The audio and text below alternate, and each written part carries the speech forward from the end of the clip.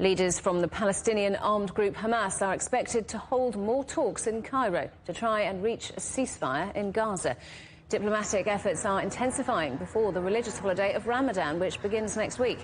Israel has vowed to launch a ground offensive in the southern city of Rafah if no deal is agreed by the 10th of March.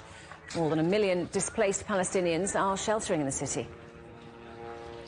Let's go to Israel now and talk to our correspondent in Tel Aviv, Alex Cadier. Alex, ceasefire talks continuing in Cairo. Israel hasn't attended. What's the latest there?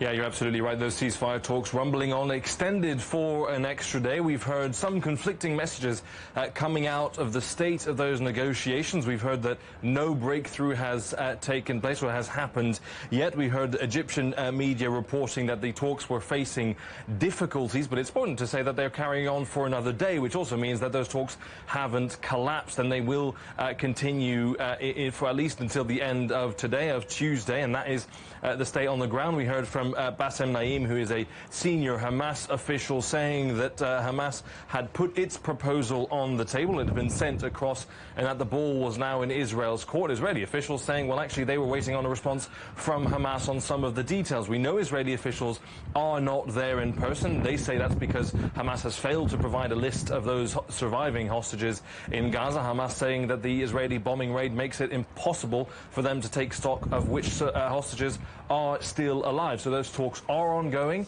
So far, no breakthrough, but also no collapse of those talks. We've got 5 days left until we hit that 10th of March deadline. Meanwhile, Alex, the United Nations releasing a report into sexual violence perpetrated by Hamas on the 7th of October. What can you tell us about that?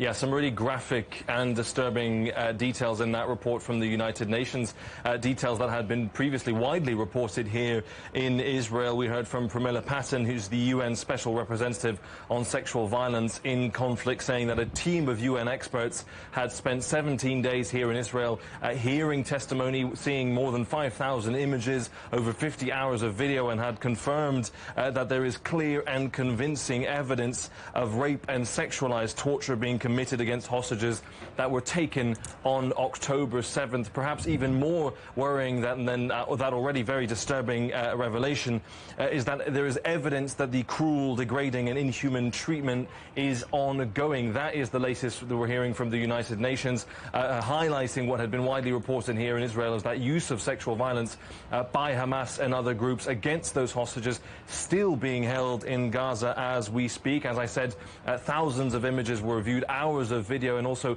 interviewing some of those survivors, some of those hostages released back in November. So a really graphic and disturbing report from the United Nations, which had previously been criticized by Israel for not investigating these allegations quickly enough. This report has been lauded today by Israeli authorities, but showing another graphic example of the horrors of this ongoing war.